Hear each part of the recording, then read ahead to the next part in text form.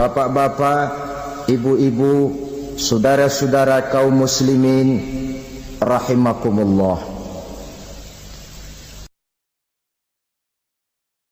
Di dalam kehidupan kita sebagai seorang muslim, minimal 5 kali dalam sehari semalam kita mendengar seruan untuk mendirikan solat yang disebut azan. Ada kalimat menarik di dalam kalimat azan itu, yakni seruan hayya 'alal falah, marilah menuju kepada keberuntungan, marilah meraih kemenangan.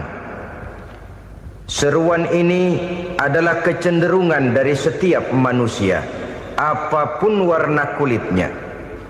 Artinya, setiap orang dalam hidup selalu ingin meraih dan mencari kemenangan. Kemenangan akan melahirkan kepuasan batin, dan kepuasan batin memberikan kebahagiaan. Sedangkan kekalahan melahirkan penderitaan batin, dan penderitaan batin menjerumuskan seseorang di dalam berbagai bentuk kerugian. Jikalau inilah seruan azan, maka masalahnya ialah apa yang menyebabkan kita meraih kemenangan. Al-Quranul Karim memberikan tuntunan dan ajaran kepada kita bahwa orang-orang yang memperoleh kemenangan itu tidak lain adalah orang-orang yang bertakwa. Hanyalah mereka yang bertakwa kepada Allah Subhanahu wa ta'ala pada akhirnya akan tampil sebagai pemenang. Lalu siapa orang yang bertakwa itu? Dijelaskan dalam awal-awal Al-Baqarah, orang yang bertakwa yang akan meraih kemenangan. Pertama, allazina yu'minuna bil ghaib, yaitu orang-orang yang beriman kepada yang gaib, percaya bahwa ada alam yang gaib, alam yang abstrak, alam yang tidak bisa dijangkau oleh salah satu daripada panca indera kita. Mereka percaya dan beriman kepada adanya malaikat, beriman kepada adanya iblis dan jin, beriman kepada adanya alam kubur, beriman kepada adanya alam mahsyar, beriman kepada adanya alam akhirat, beriman kepada adanya surga dan neraka. Beriman bukan cuma sekedar beriman dalam ucapan bibir saja, tetapi beriman yang nilai iman itu mampu mewarnai gerak dan gaya hidupnya. Iman yang meresap sampai ke tulang sumsum, kemudian memberikan dampak positif di dalam kehidupan manusia. Alam, kita tahu, adalah sesuatu yang selain Allah, dan Allah bukanlah alam. Apapun namanya selain daripada Allah, itu adalah alam. Alam pada hakikatnya terbagi menjadi dua. Ada alam syahadah, alam nyata, alam konkret, alam yang bisa dijangkau oleh salah satu indera kita. Kemudian ada alam ghaib, alam yang tidak bisa dijangkau oleh panca indera kita, alam metafisika, alam abstrak, alam yang wajib kita imani keberadaannya. Kita percaya bahwa malaikat itu ada, kita percaya kepada jin, bahwa jin itu ada, kita percaya kepada adanya iblis dan setan. Bukan percaya kepada iblis dan setannya, percaya bahwa iblis dan setan itu ada. Itu termasuk salah satu daripada sifat orang yang bertakwa kepada Allah. Saudara-saudara kaum muslimin rahimakumullah, kecenderungan pembangunan yang lebih bersifat materialistis biasanya menggeser aspek kehidupan rohani. Orang berpikir empiri, dan dalam pola pikir yang demikian, maka alam gaib tidak lagi mendapat perhatian. Aspek kehidupan yang bersifat rohaniah malah mulai ditinggalkan. Akibatnya terjadilah kepincangan di dalam kehidupan kita. Pernah ada satu pengalaman pribadi dalam perjalanan kembali ke tanah air. Dalam pesawat di sebelah kanan saya duduklah seorang Jerman namanya Heiner Simonsen. Iseng saya ajak kenalan, saya ajak ngobrol, saya tanya dia. Saya bilang, Mas Heiner ini, kalau pesawat yang kita tumpangi ini jatuh ke bawah, kira-kira apa yang bakal terjadi, Mas? Dia bilang, kita semua akan mati. Begitu? Iya. Oke. Apa itu mati? Tanya saya. Dia bilang, untuk tahu apa itu mati, kita harus tahu lebih dahulu apa itu hidup. Saya pikir nih bule bisa ngomong juga. Baiklah kata saya. Apa hidup menurut Anda itu? Oh, hidup itu dia bilang, kalau seluruh anggota badan kita bekerja secara normal, paru-paru memompa darah secara normal, jantung berdetak secara normal, sel-sel tubuh bekerja secara fit, dan organisme tubuh hanya mau bekerja secara normal, dia bilang, kalau kita memberi makan yang cukup, menu yang teratur, dan gizi yang lengkap. Saya bilang, kesimpulannya apa, Ner? Dia jawab, hidup adalah dari tangan ke mulut. Life is from the hand to the mouth, kata dia. Hidup adalah dari tangan ke mulut. Jadi masalah hidup tidak lebih daripada masalah isi perut. Orang pergi pagi, pulang sore, peras keringat, banting tulang, perut yang dibelain. Saya bilang, you are wrong. Sampean salah, Ner. Kamu orang Islam bukan? Bukan. Pantas. Kenapa saya salah? Dia bilang, ya jelas salah. Salahnya di mana? Kamu ini manusia. Kalau hidup cuma dari tangan ke mulut, saya bilang, kambing di kampung saya juga begitu pikirannya, Ner. Itu kambing di kampung saya, asal perutnya kenyang, sudah hidup dia. Perkara besok bagaimana, lusa prospeknya macam mana, bulan depan ada apa, kambing nggak pernah mikir. Di kampung saya kambing juga pikirannya begitu. Kamu Kristen ya? Tadinya. Loh kok tadinya, lalu apa sekarang kamu ini? Dia bilang, sekarang saya netral. Saya tidak beragama, tapi saya percaya kepada Tuhan sebagai pencipta alam. Saya ingat benar dia bilang, I haven't any religious, but I believe to God as the creator of the world. Kenapa bisa netral begitu, Ner? Habis saya bingung katanya. Islam bilang Islam baik, Kristen bilang Kristen baik, Hindu Buddha bilang Hindu Buddha baik, semua agama baik. Saya netral sekalian, nggak beragama. Yang penting saya percaya kepada Tuhan. Saya bilang, Ner, kamu ini kayak orang mau beli celana, lalu bingung. Yang satu bilang Levi's bagus, yang satu bilang Blue Jean hebat, yang satu bilang Wool England hebat. Celana ini hebat, celana itu bagus, celana ini hebat. Semua celana bagus, kamu bingung. Akhirnya netral, tidak pakai celana. Itu juga salah. Saya pikir-pikir, kemudian saya melihat bahwa dua pola berpikir Heiner ini nampaknya sudah mulai menggejala di lingkungan masyarakat bangsa kita. Disadari atau tidak, secara jujur kita harus berkata, dua pola pemikiran Heiner ini mulai berkembang di tengah masyarakat bangsa kita. Pertama, pola pikir materialisme. Hidup adalah dari tangan ke mulut. Masalah hidup tidak lebih masalah isi perut. Itu yang perlu dibela, dan disitulah arti kehidupan. Pergi pagi, pulang sore, peras keringat, banting tulang untuk mempertahankan perut. Kalau sudah kemari cara orang berpikir, maka buat apa percaya kepada yang gaib? Untuk apa sholat? Untuk apa puasa? Untuk apa zakat? Untuk apa menghadiri majelis taklim?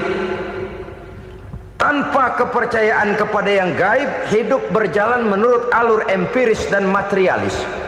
Kalau sudah ke sana cara orang berpikir, biasanya orang lalu cenderung menghalalkan segala cara.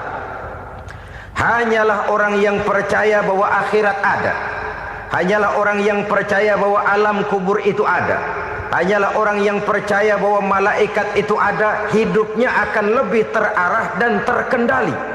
Karena kepercayaan kepada yang gaib, yang merupakan fase daripada kehidupan setelah hidup yang sekarang ini, mewarnai gerak pribadi seseorang di dalam dia melakukan kegiatan hidupnya. Pola berpikir materialisme, disadari atau tidak, mulai menggejala di lingkungan masyarakat bangsa kita. Hidup tidak lebih dari urusan tangan ke mulut, mulut ke tangan, tangan ke mulut. Asal perut sudah kenyang, hiduplah sudah. Perkara bagaimana prospek hari yang akan datang, bagaimana akhirat, tidak jadi persoalan. Ini yang oleh Nabi diperingatkan, ad-dunya sijnul mu'min wa jannatul kafir. Dunia adalah penjara bagi orang beriman dan surga bagi orang kafir. Dulu di zaman Belanda hadis ini pernah disalah tafsirkan, disalah artikan, digunakan sebagai senjata untuk mengkebiri dan membuat impoten umat Islam. Sudahlah umat Islam gak usah macam-macam, kata Belanda. Dunia ini kan penjara buat orang Islam, surga buat orang kafir. Di penjara jangan bertingkah.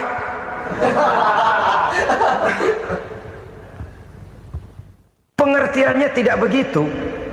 Dunia adalah penjara bagi orang mukmin. Artinya dalam kehidupan dunia seorang mukmin tidak bebas memperturutkan hawa nafsunya. Di penjara hawa nafsunya itu. Sebaliknya surga bagi orang-orang kafir. Buat orang kafir surgalah dunia ini. Mereka bebas memperturutkan hawa nafsunya. Dilarang tidak terlarang, dicegah pun tidak tercegah. Mereka hidup menurut alur bisikan nafsu mereka sendiri. Kemudian bila ajal datang, maut merenggut nyawa, selesailah surganya sampai di situ. Maka bagi orang-orang yang tidak percaya kepada adanya akhirat, kepada adanya alam gaib, surganya sebatas umurnya. Sekali lagi, surganya sebatas umurnya. Bila umur selesai, ajal pun datang merenggut nyawa, selesailah sudah surganya sampai di situ. Alangkah pendeknya perjalanan orang-orang yang tidak percaya kepada alam gaib ini. Bagi kita mukmin, jikalau kita mampu memenjarakan hawa nafsu, kita bisa bahagia di dunia ini. Dan Islam memang tidak menyuruh kita sengsara di dunia. Raih dunia, kejar dunia, gapai dunia sebagai alat untuk mencapai kebahagiaan di akhirat nanti. Hidup adalah satu perjalanan panjang yang terbentang sejak kita terlahir dari alam rahim sampai kepada alam akhirat nanti. Andai kata kita gagal meraih kebahagiaan di dunia, toh kita masih punya akhirat. Tapi jangan jadi dalil yang melemahkan semangat.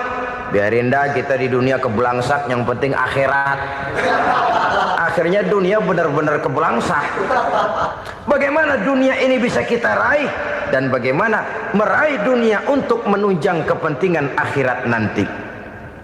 Yang kedua, dari pikiran Heiner yang saya lihat menggejala di lingkungan masyarakat bangsa kita, timbulnya manusia-manusia netral.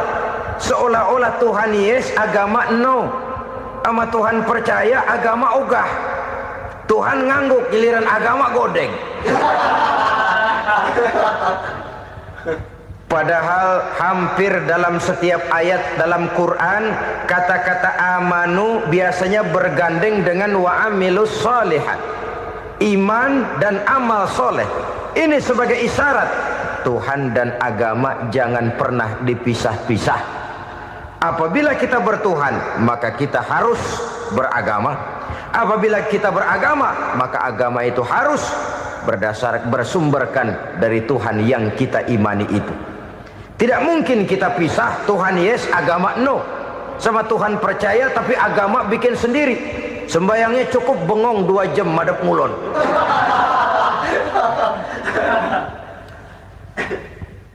Saudara-saudara kaum muslimin rahimakumullah.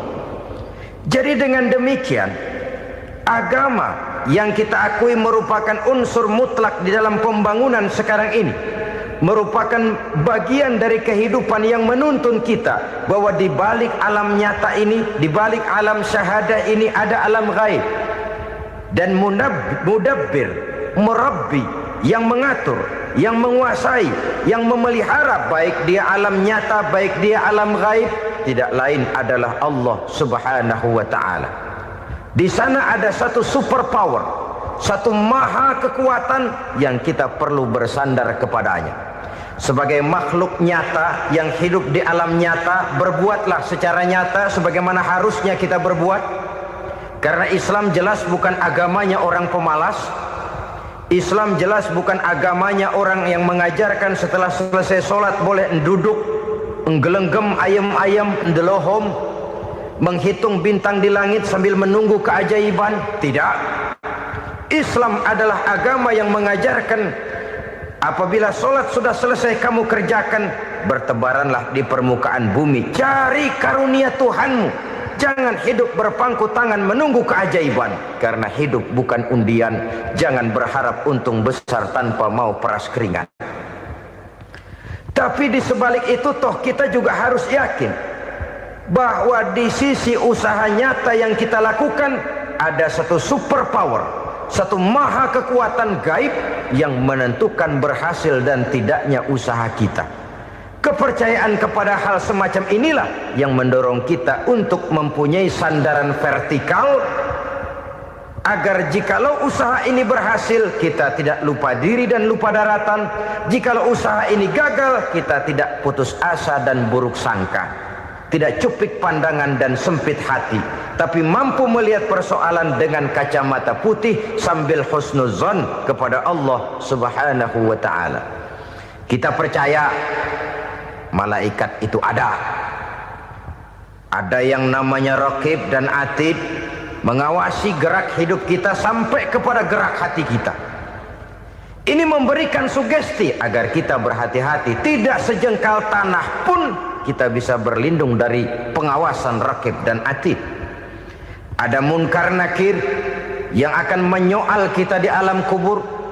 Ada malaikat Malik, penjaga neraka. Ada malaikat Ridwan yang menjaga surga. Kita percaya kepada adanya jin, kita percaya kepada adanya setan, iblis. Percaya kepada adanya, bukan mempercayai si setan, si iblis lalu menjadikannya sebagai teman. Tidak. Percaya bahwa mereka itu ada dan merupakan makhluk Allah yang gaib, yang diciptakan Allah Azza wa Jalla. Kepercayaan kepada alam gaib memberikan motivasi terhadap gerak lahir manusia, sehingga dengan motivasi kepercayaan kepada yang gaib, gerak lahir jadi lebih terarah, jadi lebih terpelihara. Pernah seseorang bertanya, "Pak, apakah adanya akhirat bisa dibuktikan secara ilmiah?" Saya bilang tidak bisa, tidak bisa. Kenapa? Karena yang berangkat nggak pernah pulang kemari lagi. Kalau dia pulang kemari bisa kita tanya bagaimana enak di sono. Cuma secara moral saya katakan, lebih beruntung orang yang percaya kepada akhirat daripada yang tidak. Sekarang saudara percaya akhirat ada, lalu saudara baik-baik di dunia, sholat, puasa, zakat, menolong orang lain, menebarkan kebajikan. Saudara mati, andai kata akhirat tidak ada, toh dalam hidup saudara sudah berbuat baik. Paling tidak nama saudara akan dikenang sebagai orang baik. Sebaliknya, saudara percaya, kata saya, bahwa akhirat tidak ada, lalu hidup semau-maunya, tenggelam dalam maksiat dan munkarat, menentang Allah, tidak mau ruku dan sujud. Lalu saudara mati, kemudian akhirat ada, ayo mau apa? Bekal tidak punya. Jadi secara moral lebih beruntung orang yang percaya kepada adanya akhirat daripada yang tidak percaya. Dan itu alam gaib yang tidak bisa dibuktikan secara eksat. Jangankan untuk membuktikan seperti itu, dalam kehidupan sehari-hari saja yang kita rasakan tidak selalu berbentuk toh. Angin, bagaimana sih bentuknya angin? Kita tidak tahu. Merah, buktinya kalau dikerok merah. Yang merah itu kulit, yang kulit kita bukan anginnya. Sakit, rasa sakit itu ada, tapi bagaimana bentuk sakit kita nggak pernah tahu. Kalau kita makan cabai pedas, bagaimana bentuk pedas itu tidak ada, tapi rasa ada. Bentuk pedas hijau, cabenya bukan pedasnya. Tidak semua yang kita rasakan bisa kita gambarkan dalam bentuk yang konkret. Oleh karena itu, sekali lagi bahwa kepercayaan kepada alam yang gaib mampu memberikan satu sugesti yang menata kehidupan seseorang lebih lurus, lebih terarah, dan lebih terkendali. Maka wajar kalau kepercayaan kepada yang gaib mengantarkan seseorang untuk meraih kemenangan. Kenapa? Dia percaya kepada yang gaib, bahwa akhirat ada, bahwa alam kubur ada, bahwa pertanggungan jawab itu ada. Maka dia lalu tidak hidup saenae udele dewe, itu loh. Tidak hidup menurut seleranya sendiri, terarah, teratur. Ini cirinya yang pertama. Orang bertakwa yang akan meraih kemenangan, mereka beriman, mereka percaya kepada yang gaib. Bahkan hal-hal konkret saja selalu berangkat dari yang gaib. Saudara-saudara, para remaja, para pemuda sekarang ini tidak pernah tahu toh siapa yang akan jadi teman hidup saudara. Kita bisa saja ngerancang, mentargetkan, tapi toh akhirnya yang namanya jodoh bukan kekuasaan kita. Rezeki di luar kemampuan kita. Begitu juga ajal. Maut, jodoh, ajal adalah contoh-contoh konkret bahwa pada akhirnya yang gaiblah yang menentukan. Bertahun-tahun ngelancong, emang jodoh seret, nggak jadi.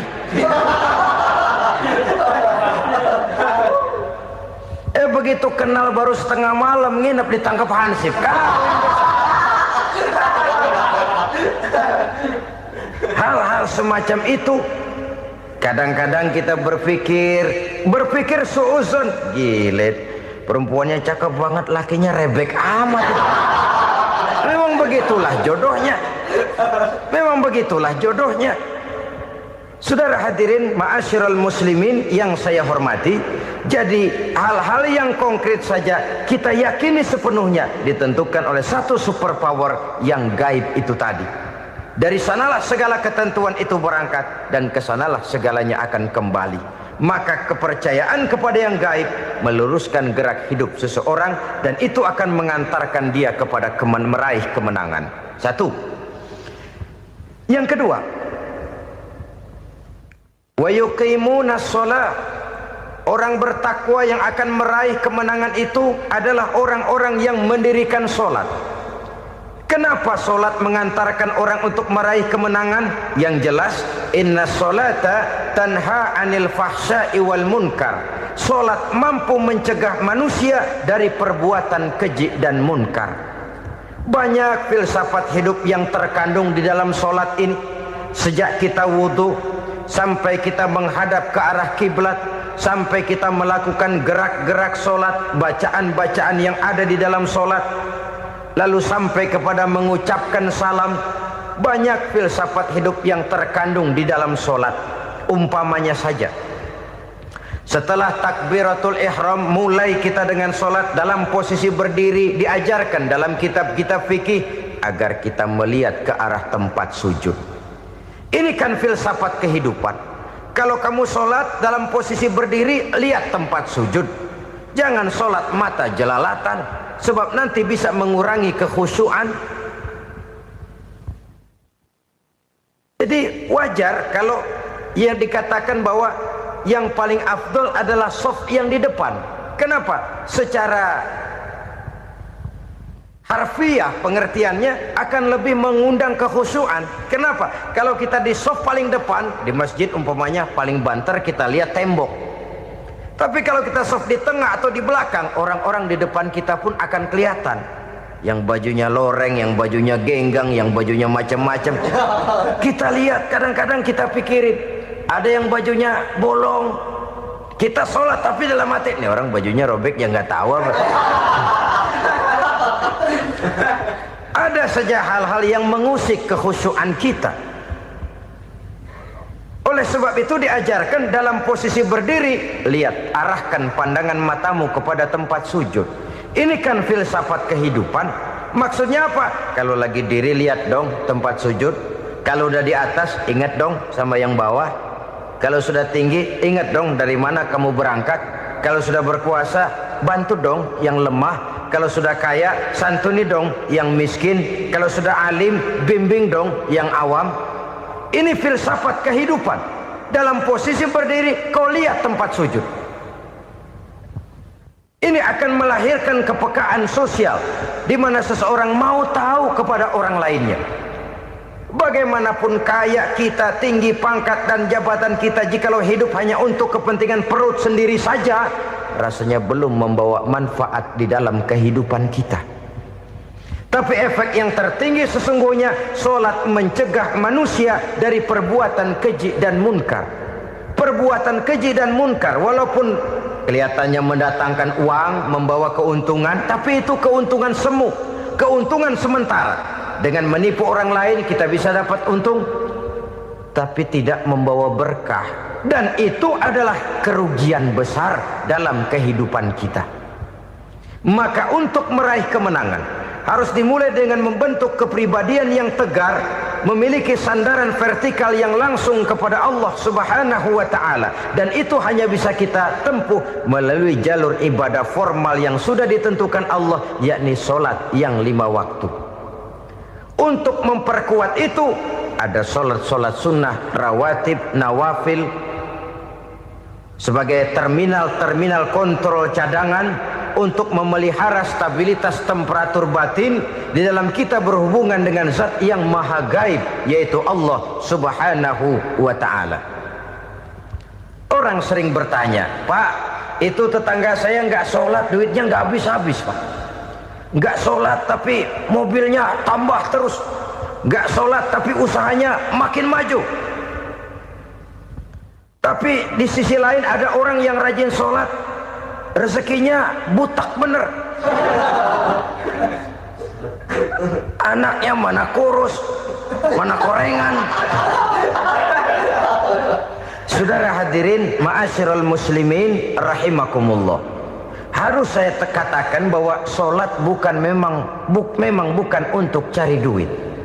Solat adalah sandaran vertikal kita kepada Allah. Sedangkan soal rezeki itu berkaitan dengan sifat Allah maha pengasih dan maha penyayang.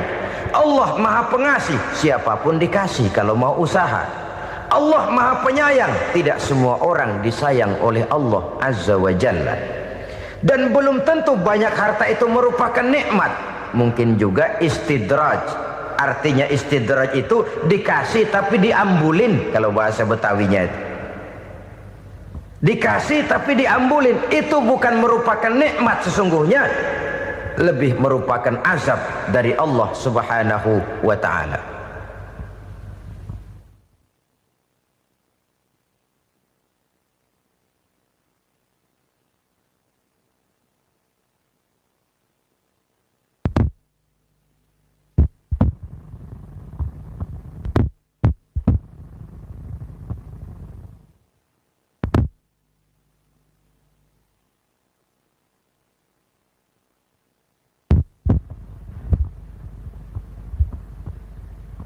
Agama mempunyai sistem solat, dan kita umat Islam telah dituntun oleh Allah Subhanahu wa ta'ala yang wajibnya 5 kali dalam sehari semalam mendirikan solat, dan itu tentu berada dalam jangkauan kemampuan manusia. Pada awalnya barangkali kita memang merasa solat itu satu kewajiban, tapi semakin kita hayati makna, manfaat dan filsafat yang terkandung di dalam ajaran solat, semakin sampai kita kepada keyakinan bahwa solat adalah keperluan kita. Sehingga pada waktu tertentu dinilai puncaknya, kita tidak lagi akan berkata saya wajib solat, tapi kita akan berkata saya perlu solat. Kalau kita sudah merasakan itu adalah keperluan kita, nah di sanalah kita baru akan merasakan ruginya kalau hal itu tidak kita laksanakan. Sepanjang kita masih berkata saya wajib sholat, kita akan lebih merasakan dia sebagai beban ketimbang sebagai keperluan. Yang jelas Allah tidak memerlukan ibadah yang kita laksanakan ini. Dengan kata lain, andai kata satu dunia penuh ini orang tidak ada yang sholat satu pun, Allah tidak akan turun dari jabatan Tuhan. Jangan lalu berpikir kalau kita ngambek se-RW kagak sembahyang Tuhan tekor kali ini ya. Tentu tidak. Itu perlunya kita, bukan perlunya Allah. Dan pada induknya kita akan berkata, saya perlu agama.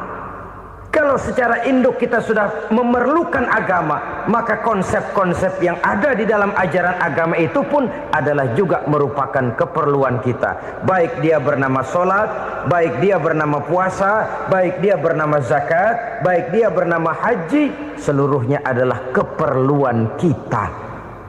Dan sesuatu yang kita perlukan apabila tidak kita laksanakan akan melahirkan kerugian di dalam kehidupan. Jangan heran kalau kita membaca riwayat perjalanan hidup para salafus soleh, orang-orang soleh. Ada yang tahajud sampai 100 rakaat, ada yang sholat malam kakinya sampai bengkak. Kita sekalinya bengkak biri-biri. Ada yang sholat membaca surah dalam Al-Quran sampai khotam Quran. Kok mau?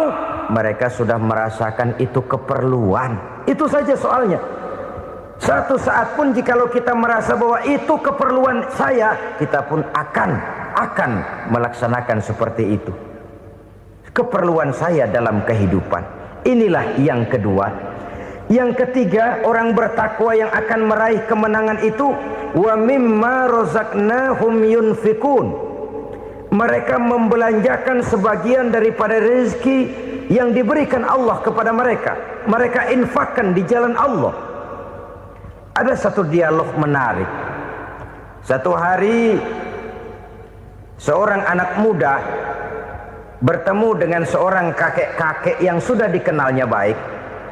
Bertanyalah anak muda ini, "Kek, umur kakek berapa tahun?"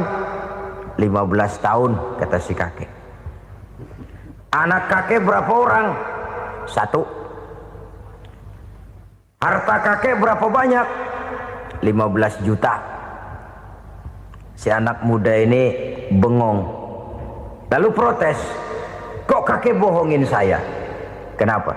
"Saya tahu umur kakek 70 tahun. Kenapa ngaku 15? Saya tahu anak kakek 5. Kenapa bilang 1? Saya tahu kakek miliuner, miliaran uang kakek. Kenapa ngaku cuma 15 juta? Begini, kata si kakek tadi. Benar, umur saya 70 tahun. Tapi dari umur yang 70 tahun itu baru 15 tahun terakhir ini saya merasakan ibadah kepada Allah. Meninggalkan maksiat, jauh dari segala macam munkarat. Maka yang 15 tahun inilah yang benar-benar saya rasakan sebagai umur saya. Benar anak saya 5, tapi yang 4 susah diatur. Cuman 1 rasanya nih yang bakal jadi si buah hati belahan jantung pelanjut cerita penerus sejarah. Cuma 1 ini yang saya harapkan, yang akan jadi anak soleh, yang akan membuat saya menerima pensiunan pahala. Kalau yang 4 apek dah, nggak ada harapan. Yang 1 nyekek botol melulu. Oh begitu, iya. Lalu kenapa kakek bilang harta kakek cuma 15 juta padahal saya tahu kakek uangnya miliaran, depositonya banyak?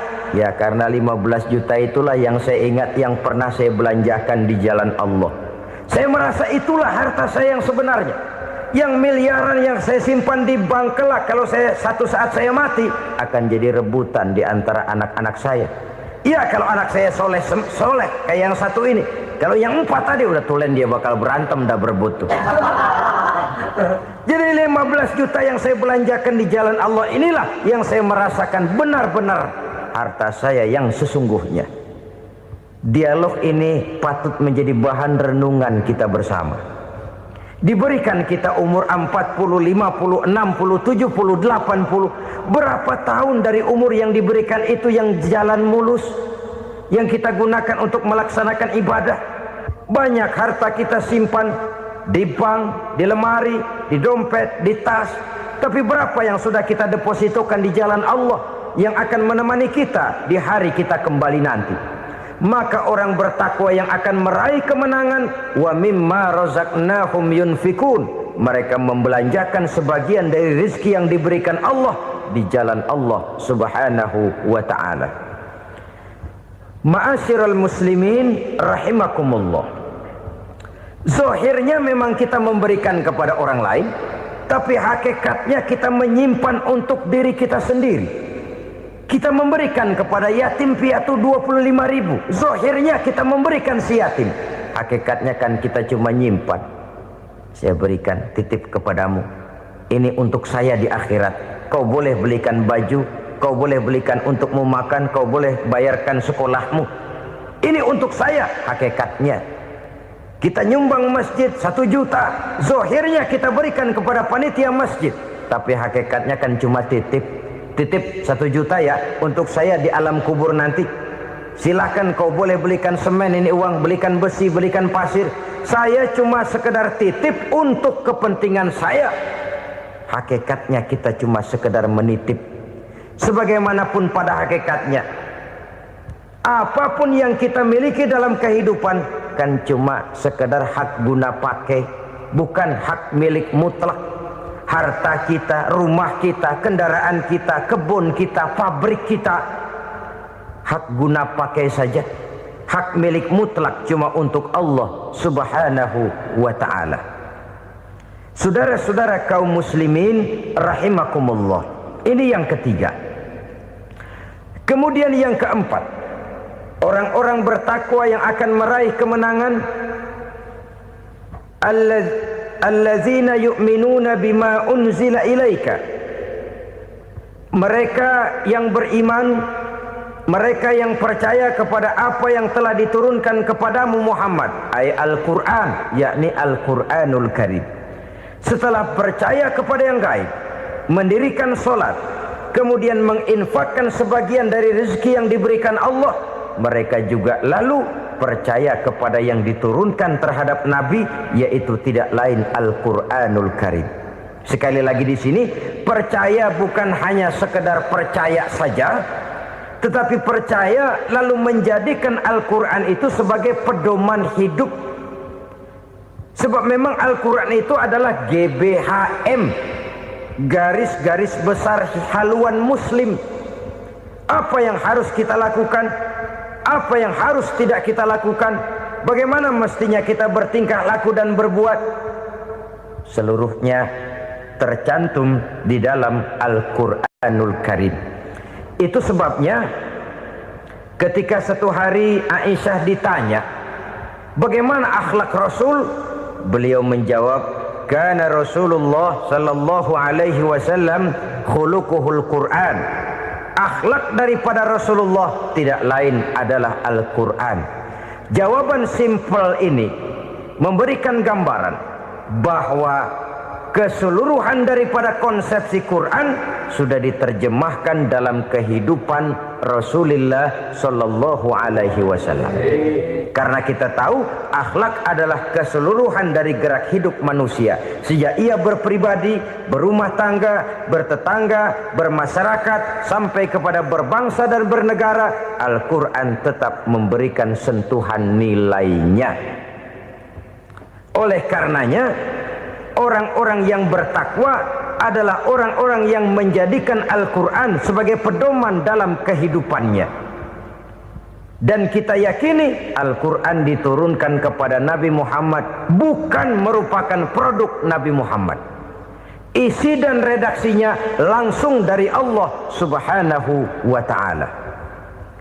Kemudian cirinya yang kelima, orang bertakwa yang akan meraih kemenangan itu, wa ma unzila min qablika. Tidak hanya sekedar percaya kepada yang diturunkan terhadap Nabi Muhammad, yaitu Al-Quran, mereka juga percaya kepada apa yang pernah diturunkan kepada para nabi, kepada para rasul sebelum Nabi Muhammad. Percaya kepada adanya suhuf, percaya kepada adanya Taurat, percaya kepada adanya Injil, percaya bahwa Allah dahulunya sudah menurunkan Taurat kepada Musa, percaya bahwa Allah sudah menurunkan Injil kepada Isa, percaya Injil ada, Taurat ada, diturunkan Allah untuk Isa dan Musa, tetapi tidak wajib mengamalkannya karena kita sudah diberikan Al-Quranul Karim. Ini yang perlu saya garis bawahi. Kita percaya Allah telah menurunkan Injil dahulu kepada Isa. Kita percaya bahwa Allah telah menurunkan Taurat dahulunya kepada Nabi Musa. Kadang-kadang ini dijadikan dalih, dikacaukan pengertiannya. Quran saja mengajarkan bahwa orang yang bertakwa harus percaya kepada Injil, maka pakailah Injil. Apalagi kalau ayat sebelumnya ditilap, dihapus, dihilangkan, Injilnya yang ditekankan, maka akan terjadilah penekanan yang salah arah. Karena salah arah akhirnya bisa merusak dan menghancurkan akidah. Ketika Rasul suatu saat pernah ditanya orang, "Ya Rasul, bagaimana sikap kita sebagai muslim terhadap Injil yang ada sekarang?" Beliau menjawab, "La tukadzibuhu jami'an wa la tusaddiquhu jami'an." Jangan didustakan seluruhnya, jangan juga dibenarkan semuanya. Artinya, ini sudah merupakan gambaran dari Rasul bahwa dalam Injil yang ada sekarang masih ada ajaran-ajaran tauhid yang dibawa oleh Nabi Isa dan diajarkan kepada umatnya. Tapi juga dalam Injil yang sekarang ini sudah terkena intervensi dan investasi manusiawi. Karena itu Rasul menyimpulkan, la tukadzibuhu jami'an wa la tusaddiquhu jami'an. Jangan didustakan semua, jangan dibenarkan seluruhnya. Kita memang percaya Allah telah menurunkan Injil kepada Nabi Isa dulu, tapi kita tidak wajib mengamalkan Injil. Kita percaya Allah telah menurunkan Taurat kepada Nabi Musa, tapi kita tidak wajib mengamalkan kitab ajaran Taurat. Yang wajib kita percayai dan kita amalkan hanyalah Al-Quranul Karim. Kenapa? Oleh karena baik yang ada di dalam Taurat, baik yang ada di dalam Injil, tentu tercakup di dalam Al-Quran sebagai kitab terakhir yang diturunkan oleh Allah Subhanahu wa Ta'ala. Dan itu wajar. Kalau seorang pejabat mau mengeluarkan satu keputusan baru, tentu dia harus meninjau keputusan-keputusan lama. Andai kata dianggap tidak berlaku, dianggap tidak relevan lagi, maka keputusan-keputusan lama itu tentu sudah dianggap tidak berlaku. Sebagian daripada aturan-aturan dalam keputusan lama yang masih dianggap relevan tercantum dalam keputusan baru yang wajib diamalkan. Begitulah hubungannya antara Al-Quran, Taurat, Zabur, dan Injil.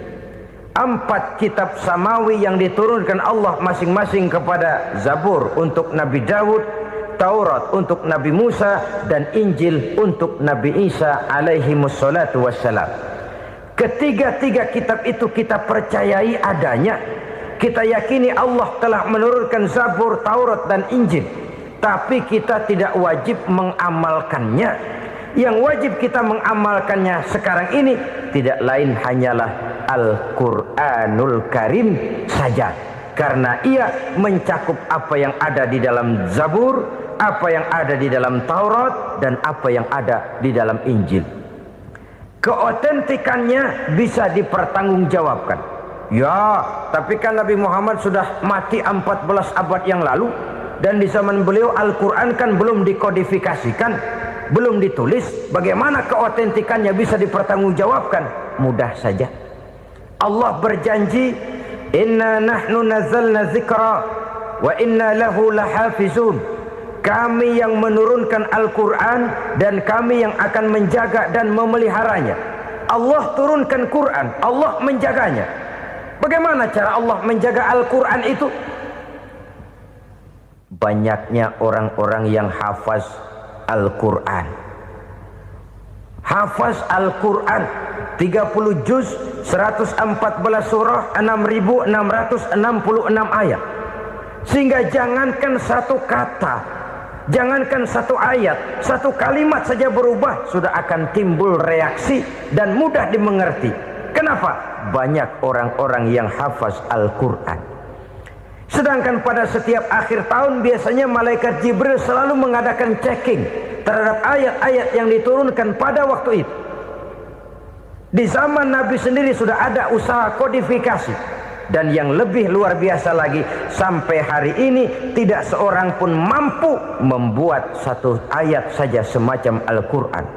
Ke bahasa manapun dia diterjemahkan, naskah aslinya tetap ikut, rujukan dasarnya tetap ada.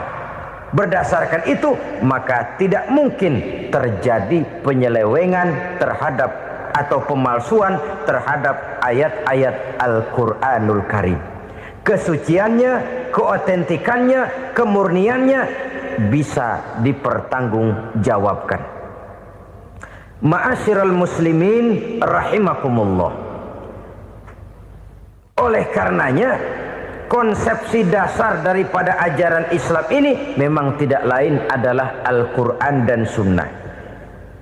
Isi daripada agama Islam yang merupakan iman, Islam dan ihsan, konsepsi dasarnya tidak lain adalah Al-Quran dan Sunnah Rasulullah Sallallahu Alaihi Wasallam. Maka yang kita perlukan sekarang ini adalah terjemahan Al-Quran di dalam kehidupan kita. Dengan demikian, maka gaya kehidupan yang lebih Qurani itulah yang kita dambakan. Kita perlu memang terjemahan Quran dalam bahasa Inggris, dalam bahasa Belanda, dalam bahasa Jepang, tapi yang lebih kita perlukan adalah terjemahan Quran di dalam kehidupan kita. Konsekuen, tidak memanipulasi, ringan sama kita jinjing, berat sama kita pikul. Jangan kalau lempengan ayat Quran tuh kira-kira enak diamalin, keras teriakan kita. Giliran kira-kira ayat Quran itu mukul kepala kita sendiri, diam kita. Itu ciri yang pernah disindir Allah dalam awal-awal Baqarah juga. Ciri beragamanya orang yang munafik. Kullama adha'a lahum masyawfi, kata Allah, wa iza azlama alaihim qamu. Apabila terang mereka jalan, apabila gelap mereka berhenti. Artinya, kalau kira-kira di Islam nguntungin, rame-rame pada teriak Islam. Tapi ketika diminta untuk berjuang, ketika dituntut untuk berkorban, rame-rame mengundurkan diri. Nasib agama tidak ubahnya seperti daun pisang yang dikait orang di tepi jalan lantaran tak berpayung di ketika hari hujan. Manakala hujan usailah sudah, daun itu pun dicampakkan di tepi jalan, diinjak pula orang nan lalu. Artinya, orang menjadikan agama cuma sebagai lipstick, decoration only, tidak konsekuen.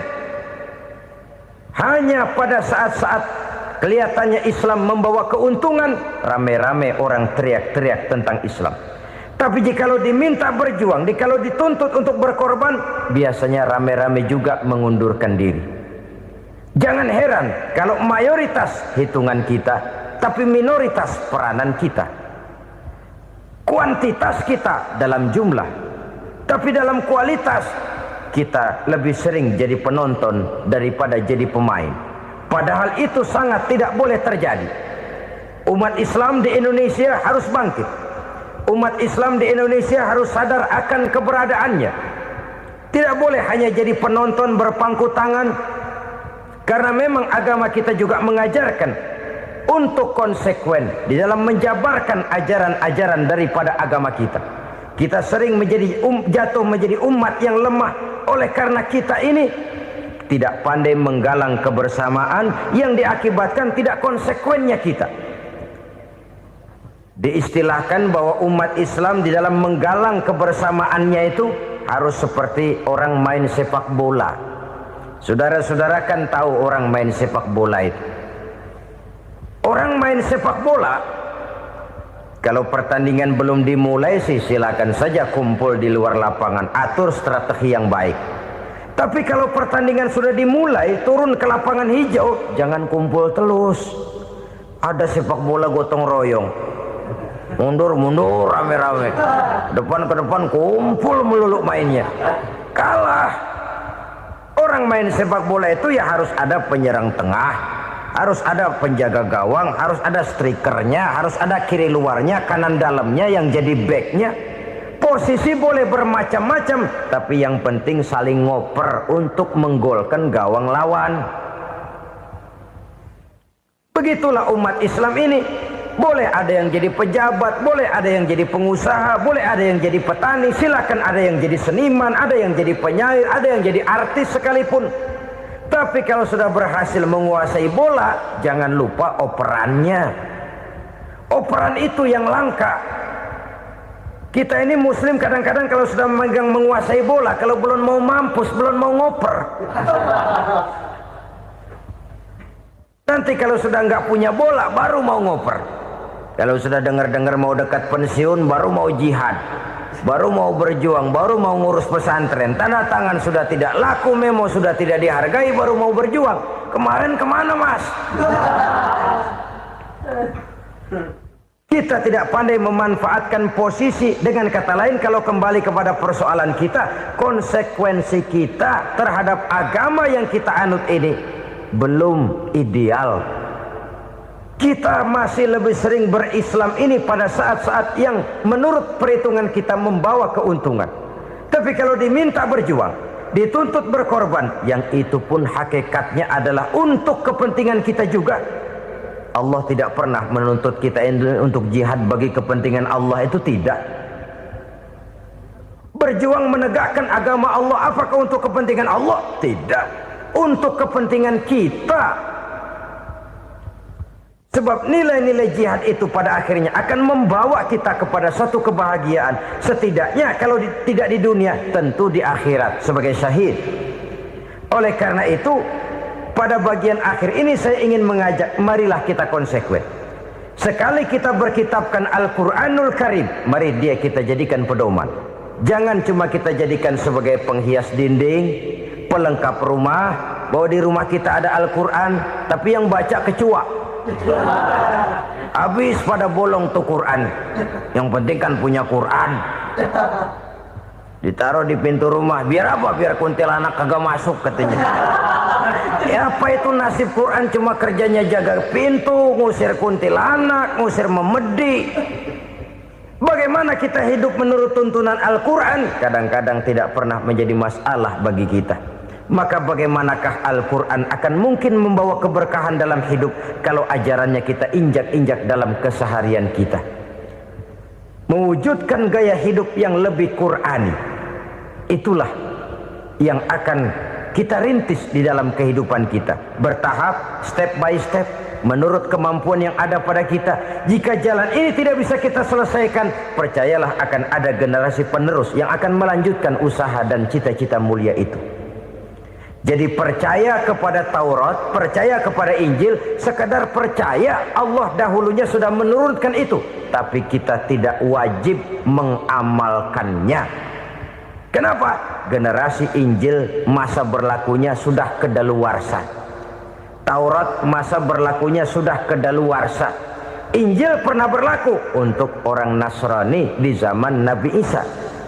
Taurat pernah berlaku untuk orang Yahudi di zaman Nabi Musa.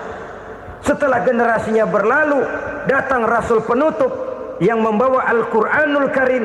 Maka Al-Quran itulah yang berlaku menjadi pedoman sampai hari akhir nanti.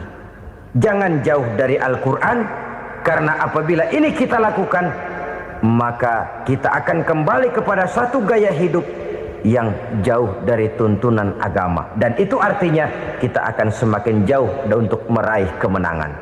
Saudara-saudara kaum muslimin rahimakumullah. Yang keenam, yang terakhir, orang-orang bertakwa yang akan meraih kemenangan itu wabil akhirati hum yuqinun. Mereka percaya, mereka yakin seyakin-yakinnya akan adanya hari akhir, di mana seseorang akan mempertanggungjawabkan seluruh perbuatannya di dalam hidup ini. Dan tidak ada satu perbuatan yang bagaimana kecilnya sekalipun yang tersembunyi dalam pandangan manusia yang tidak akan dibukakan persoalannya di mahkamah Qadi Rabbul Jalil di akhirat nanti. Itulah sebabnya maka percaya kepada akhirat disebut secara khusus. Padahal di awal tadi sudah dijelaskan yu'minuna bil ghaib, percaya kepada alam gaib, dan alam gaib ini termasuk akhirat. Kenapa pada bagian akhir disebut lagi akhirat? Karena ternyata bahwa kepercayaan kepada adanya akhirat merupakan induk dari kepercayaan terhadap adanya malaikat, setan, jin dan lain sebagainya, dan akan lebih memberikan sugesti dalam kehidupan manusia untuk meluruskan gerak hidupnya. Jikalau satu saat tergerak hati akan berbuat kejahatan, ingin mencuri, sadarlah, awas ada akhirat. Sebab kalau kita cuma teriak awas ada polisi, itu cuma tertunda sementara, begitu polisi meleng embat. Kalau kita ingin berbuat jahat cuma berteriak awas ada hansip, cuma sementara ketika hansip itu ada. Tapi kalau ceritanya awas ada akhirat, mau menyeleweng awas ada akhirat, mau berjudi awas ada akhirat, mau mencuri awas ada akhirat. Keyakinan yang akan meluruskan gerak hidup manusia sehingga gerak itu jadi lebih terarah dan terkontrol, tidak merugikan baik diri sendiri, lebih-lebih orang lain. Ternyata bahwa kepercayaan kepadanya adanya hari akhirat sanggup menjadi sumber daya kontrol dari kehidupan manusia, sehingga ia tidak terjebak dalam perbuatan maksiat dan munkarat. Saudara-saudara kaum muslimin, inilah saja yang kita bicarakan pada pertemuan kali ini. Semoga Allah subhanahu wa ta'ala memberikan kekuatan zahir dan batin kepada kita untuk dapat meraih kemenangan dengan beriman kepada yang gaib, mendirikan solat, membelanjakan sebagian dari rezeki yang diberikan Allah, percaya kepada Al-Quran, beriman kepada kitab-kitab yang diturunkan sebelum Al-Quran, lalu meyakini adanya hari akhirat.